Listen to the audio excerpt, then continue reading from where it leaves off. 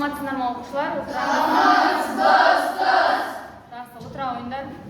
Топтан бір-бір оқушы ашық сабақ басталмас бұрын бір-бірімізге тілек тілейік. Инабат, сіз тұра ой.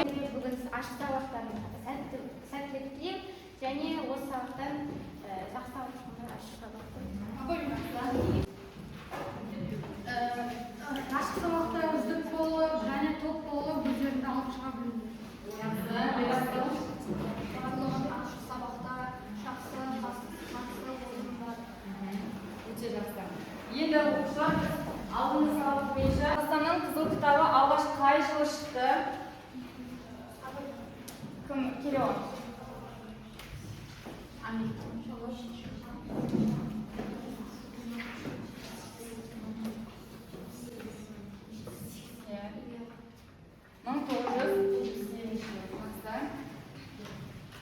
Келесі қызғылт радиолы, яғни алтын тамыр қандай өсімдік?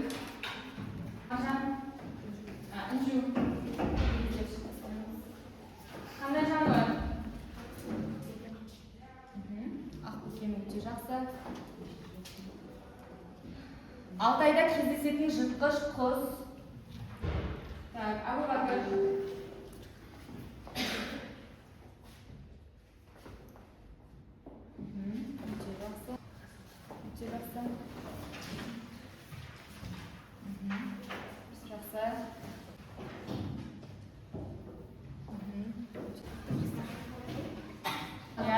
Топырақ, яғни біздің сабағымыздың тақырыбы қандай болмақ?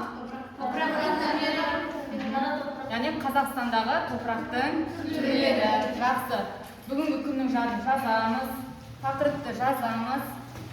Яғни бүгінгі сабағымыздың мақсаты Қазақстандағы топырақ түрлерінің таралуын анықтаймыз. Қай жерде қандай топырақ бар екенін жазып алайық тақырыпты.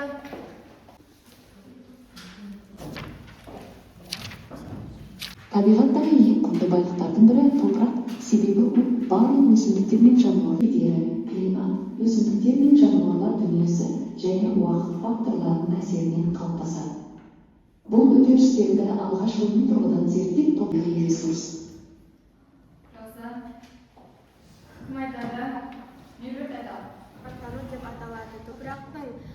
Топырақтың кішкене бөлігі 1000 немесе одан да көп жылдар бойы түзіледі.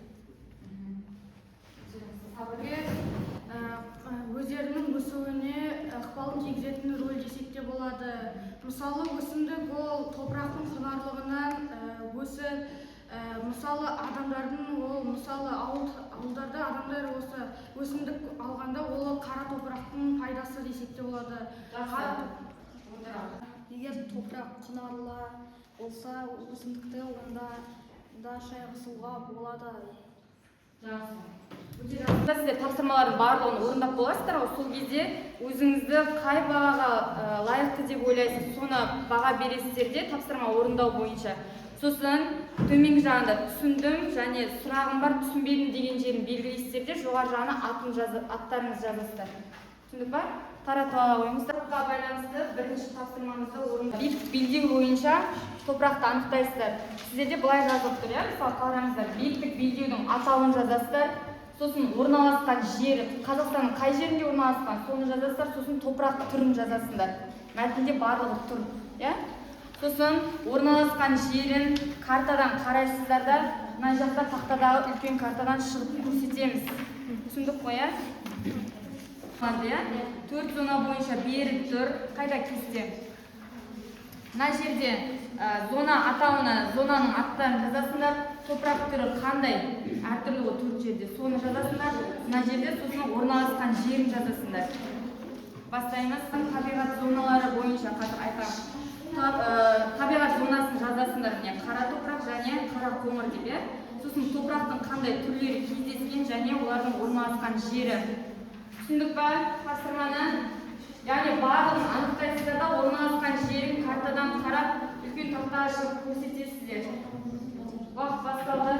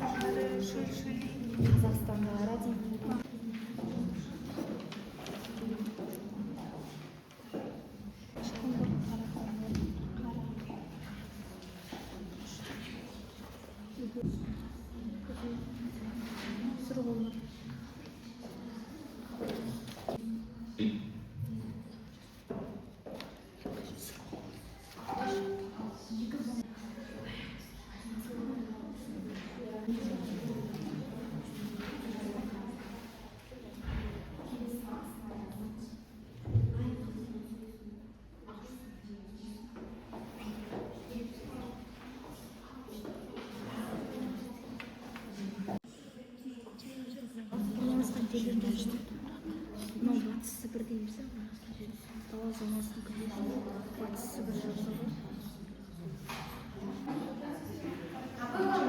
Иә, сіздер мәтін бойынша картаға инабат кел. Айша Бибі.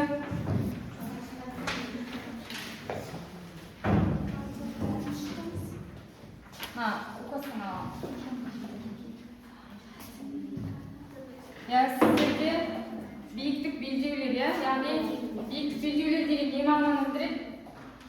Ол шөлде далалы белдеу. Жалпы биіктік белдеу деген не?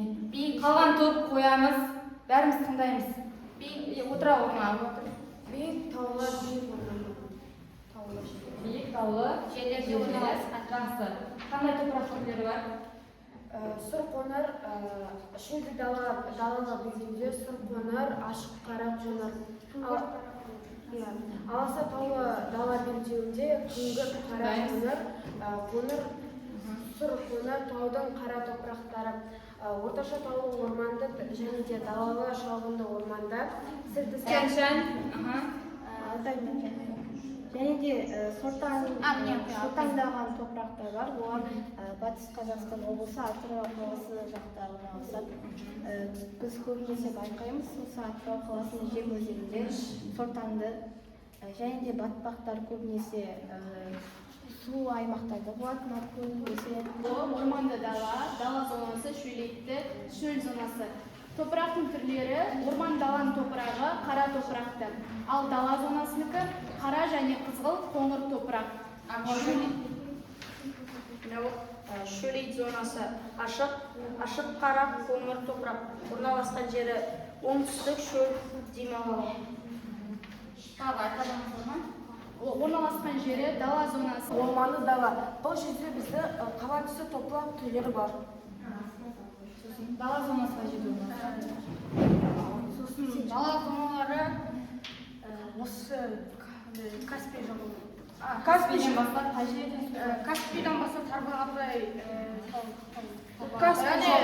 Осы Батыс Сібір жазығында осы жануарлардың сирек кездесетін түрлері және жойылып баратқан жануарлар және көптеген жануарлар топырақтары көп сирек кездесетін топырақтардың кейбіреулерде көп болып келеді. Қандай топырақтың Бұл жерде көбінесе мысалы ол жерде сұр топырақ, қызғылт, қара топырақ.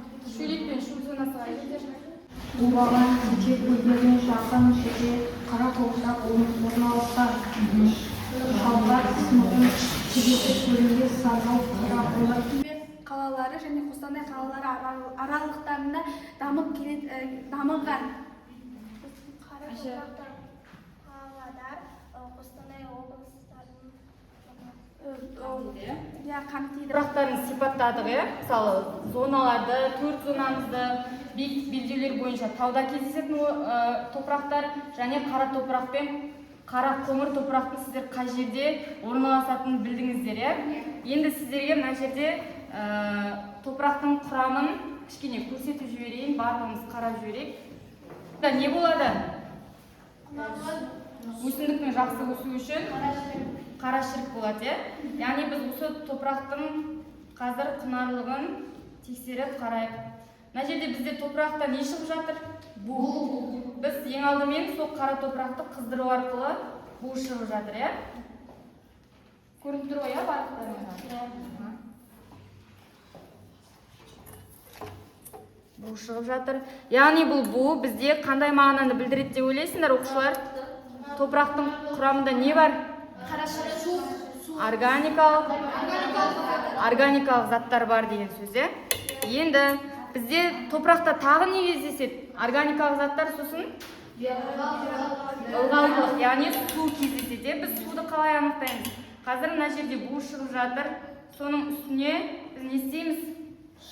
Шыны ыдысымызды төңкеріп қоямыз. Ол уақытта бізде не пайда болады? Қазір су тамшылары пайда болады. Қазір қараймыз.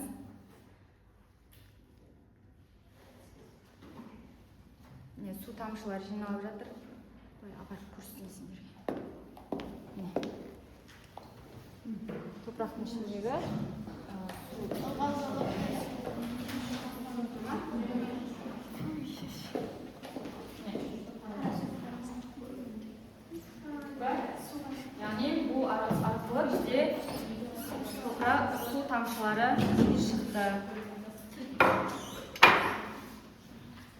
Так, енді қараймыз тағы да.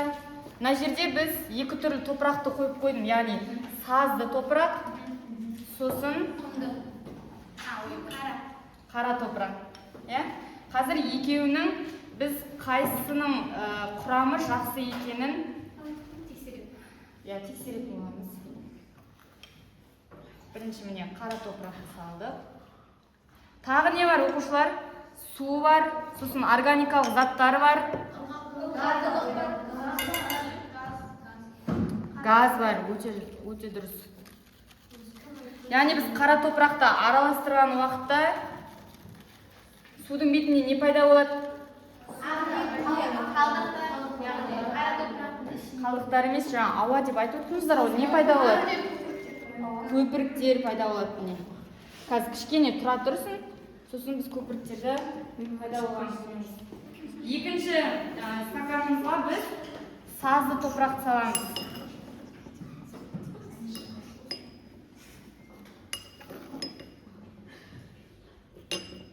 Бұны да былғап көрейік.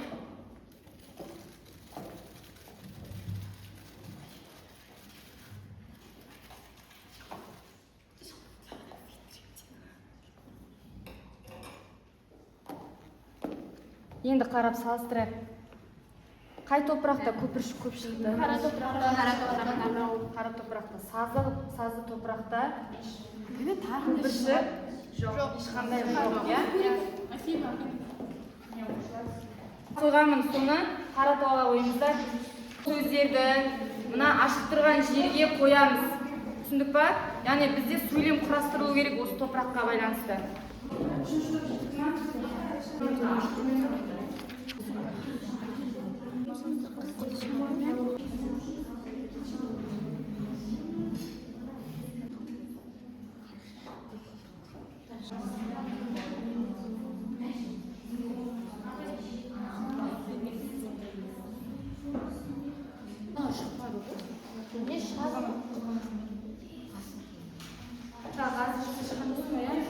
Назбек айтамын.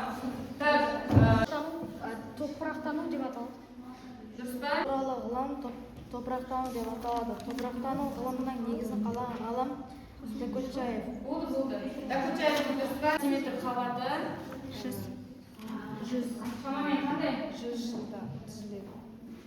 Жер бетіндегі аналық жыныс түрі ағзаларына уақыт әсер етеді. Қазақстанда топырақтың тарауы ендік зона заңдылығының бағынады. Дұрыс па? Екінші топ.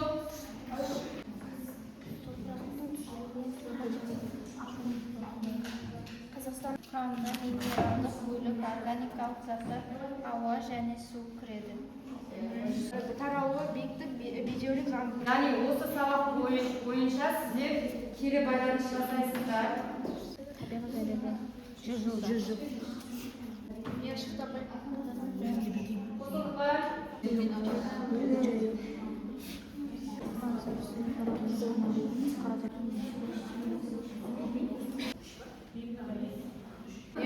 Жақсы, екінші топ болды. Үшінші топ.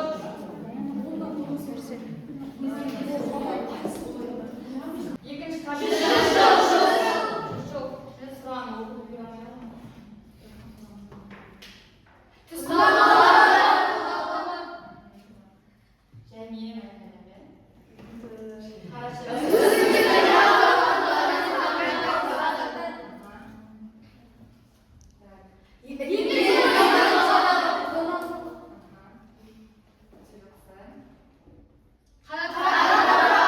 Мұғалімге жіберу дегенді басамыз, жіберу дегенді басамыз.